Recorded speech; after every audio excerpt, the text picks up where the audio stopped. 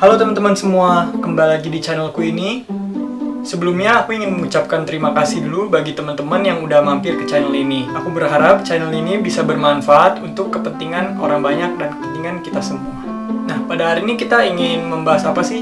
Pada hari ini aku ingin membahas kenapa sih aku menginvestasikan sebanyak 80% dari penghasilanku. Jadi kenapa sih aku menginvestasikan porsi yang sangat besar dari penghasilanku untuk masuk ke dalam investasi? Jadi ini semua bermula dari saat aku kuliah dulu. Jadi aku lulus SMA pada tahun 2015, kemudian saat itu aku baru ingin kuliah. 2015, akhirnya aku memutuskan untuk sekolah ke Beijing, China, di salah satu universitas yang ada di dekat pusat kota.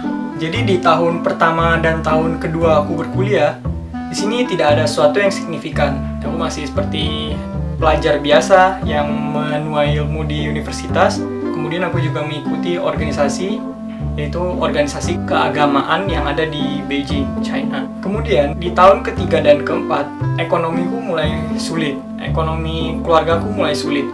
Dari situ aku sudah mulai harus membiayai diri sendiri.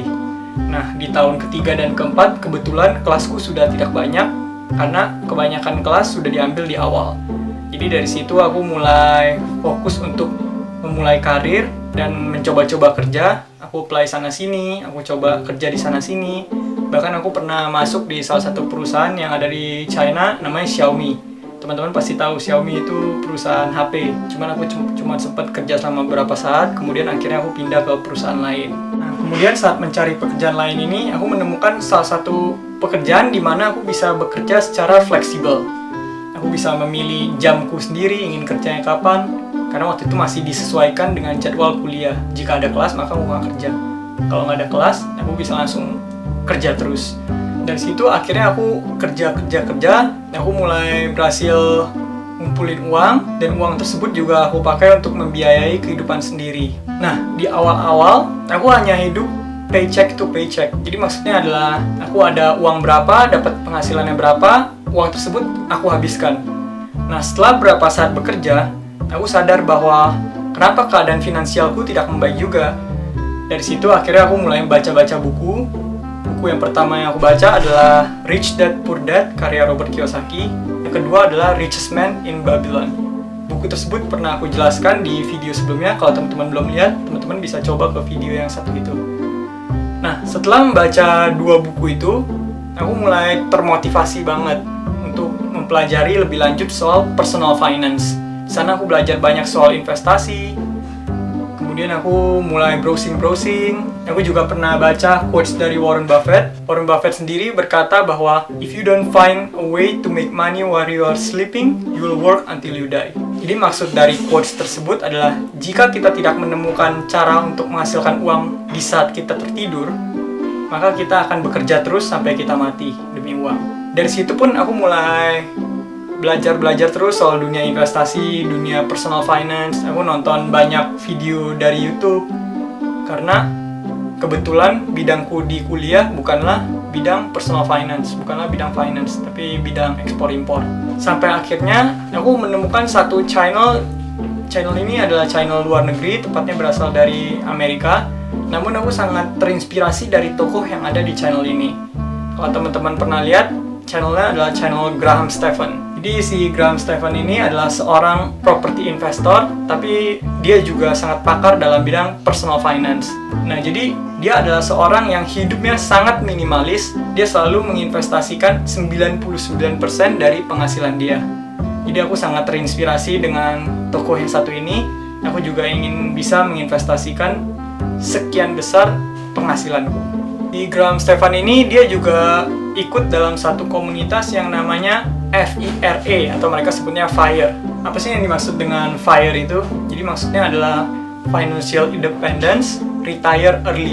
Jadi maksudnya kita menginvestasikan uang yang sangat banyak di awal sehingga akhirnya kita bisa hidup dari penghasilan investasi kita, kemudian kita bisa pensiun dini, pensiun di usia muda.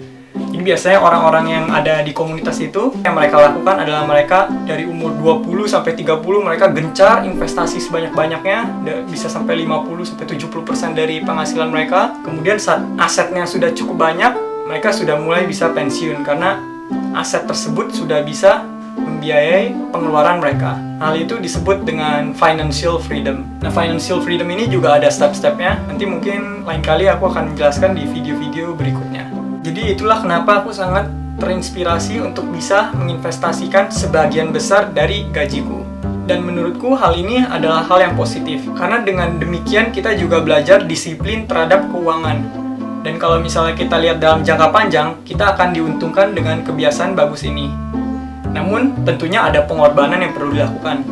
Seperti misalnya teman-teman memotong pengeluaran. Jadi kalau misalnya teman-teman dari teman-teman sekalian ajak pergi, mungkin kadang teman-teman nggak bisa ikut karena pengeluarannya lumayan besar. Nah, untuk bisa melakukan hal seperti ini, kita juga harus menahan gengsi, teman-teman. Biasanya kalau misalnya anak muda kan pasti suka beli barang ini, beli barang itu, tujuannya untuk mengimpresi orang lain. Kalau misalnya kita mau mencapai financial freedom lebih dini, aku sarankan kita nggak membeli barang-barang yang kita nggak perlu-perlu amat. Mungkin kita beli yang sesuai fungsionalitasnya aja. Kita beli kalau misalnya emang kita perlu, dan kita beli barang tersebut bukan dengan tujuan untuk mengimpresi orang lain.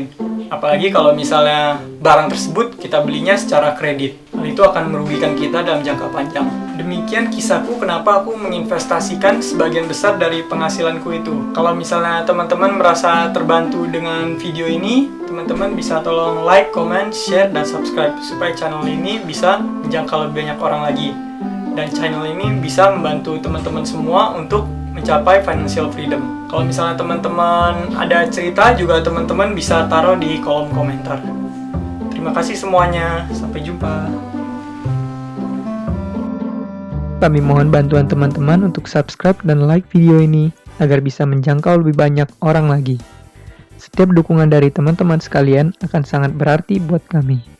Selamat menikmati konten dari kami. Semoga bermanfaat.